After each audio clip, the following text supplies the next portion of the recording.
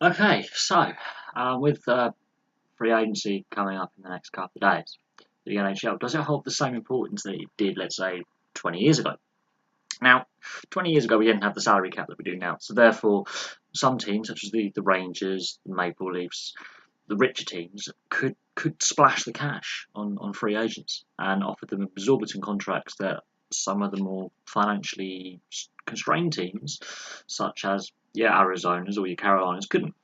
Now, I don't think it does attain the same importance that it did 20 years ago. The only real big name free agent that's really going to go anywhere, if at all, is John Tavares, and this has been taking up the last 12 months of conversations. Will he or won't he re-sign with the Islanders, and if he doesn't, where does he go? We haven't really seen the amount of trades we would have expected at this point. There's been very few trades, including on draft day. There was the draft weekend. There were very few trades of picks or players.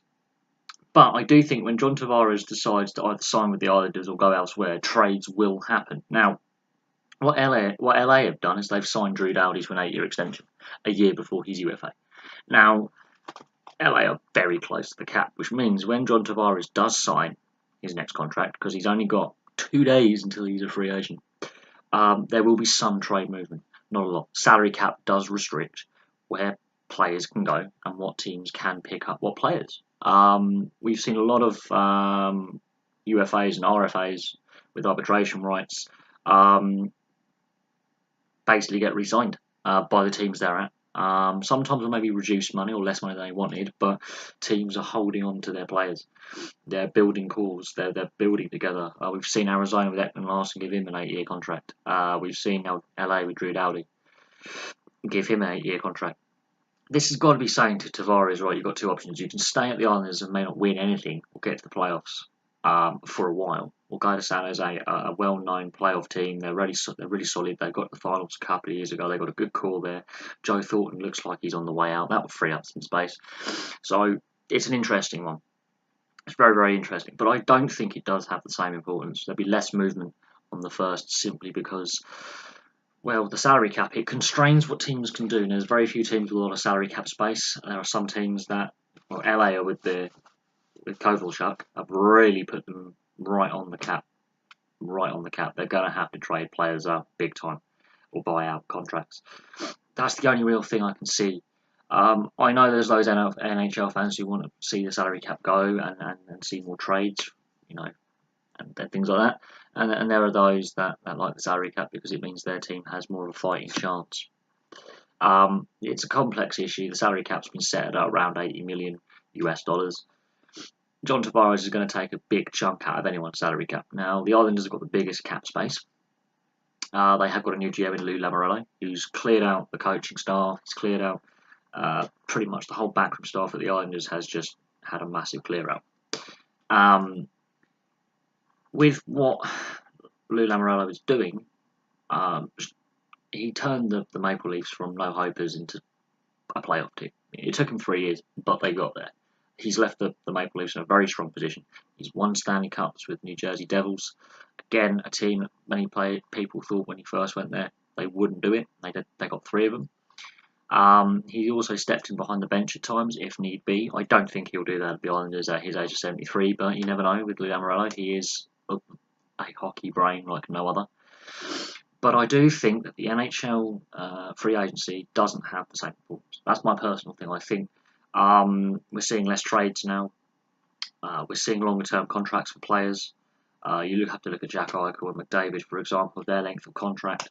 It'll be very interesting with some teams with a lot of UFAs and RFAs coming up in the next 12 to 24 months, how they go about signing their calls together. But John Tavares is the main talking point, and there's not really much to talk about. There's only like 1 or 2 teams other than the Islanders that could have really realistically signed him. And the most likely is San Jose, and they have half the cap space, and he's going to take a huge chunk of their salary cap. And this is the issue with free agency now: is the salary cap is enforced, and it makes it far more difficult to sign players like that on free agency. Really hard. But I wouldn't be surprised if there are some trades on free agency deadline day, because the Tavares move will cause some kind of domino effect, even if it's a small one, where other teams want to free up space and pick up. Maybe San Jose have to trade some players out. to get Tavares in, and that's going to cause a few moves. If he stays with the Islanders, there may be one or two moves by some teams, again, to free up cap space. It's all cap space. I think the salary cap has watered down what would be free agent frenzy, where you would expect 10, 20, 30 players to be changing teams and a lot of trades. I think in the last 14, 15 years, what we've seen with the salary cap has really tempered free agency. But I wouldn't be surprised if something big does happen. I wouldn't be surprised if the Tavares free agency does cause some kind of movement in the trade market. And I wouldn't be surprised if he may not even stay at San Jose. He may move again if he was to go to San Jose. If he stays at the Islanders, I wouldn't be surprised if there's another trade to get building blocks around him, because they have a lot of cap space, and there's going to be a few free agents floating around that may be enticing to Lou Lamoriello to go, we'll have him. He can be part of this project to move forward and to build a strong unit in Brooklyn. I know they are going back to the island. It's complicated. I've done a few videos on John Tavares and the issues around his contract negotiations. There's only a few places he could go. Vegas have ruled themselves out. I think the Maple Leafs have tabled offers. They have some salary cap space, not as much as others. Obviously, the Islanders are tabling, an 8-year offer. It will be interesting to see where he goes. Very, very interesting. But I'm going to leave that there. I mean, it's a debating point. Does free agency have the same importance now that it did 20 years ago? In my time watching the NHL from a small boy to now, I've noticed that there are less trades taking place. Players are staying longer at teams on longer contracts for bigger money, and the salary cap does have an effect whereby it constrains what a GM can do in freeing up cap space or bringing players in and extension of contracts, and it makes it a bit more difficult to have that trade frenzy and free agent frenzy that you would have, let's say, 10, 20 years ago. But I'm going to leave that there. Thank you very much for watching. It's going to be the John Tavares show on the 1st. We still don't know where he's going to go. He's been in talks with 5 or 6 teams and the Islanders. There's about 7 teams involved wanting to get his signature. Most of them all of them have less cap space. It will be interesting. Anyway, thank you very much for watching. I know I haven't done many NHL videos. There's not really a lot to talk about.